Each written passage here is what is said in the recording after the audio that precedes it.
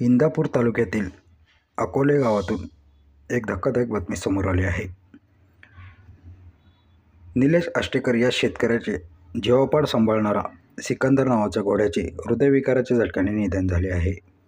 देशातील उंच घोड्यांमध्ये सिकंदरचा नावलौकिक होता. तो 9 वर्षांचा होता. अनेक रेकॉर्डमध्ये त्याचे नाव देखील नोंदवले होते. त्याच्या मृत्यूच्या बातमीने नागरिकांकडून हळहळ व्यक्त करण्यात येत आहे. सिकंदरचा जन्म पंजाबमध्ये झाला होता. ही आमच्या कुटुंबासाठी अत्यंत दुःखद घटना असून घोड्याचा सांभाळ करणाऱ्या कुटुंबाकडून सकाळी 10 वाजण्याच्या सुमारास त्याचा अंत्यविधी करण्यात आला. साश्रू नयनांनी नागरिकांनी त्याला अखेरचा निरोप दिला.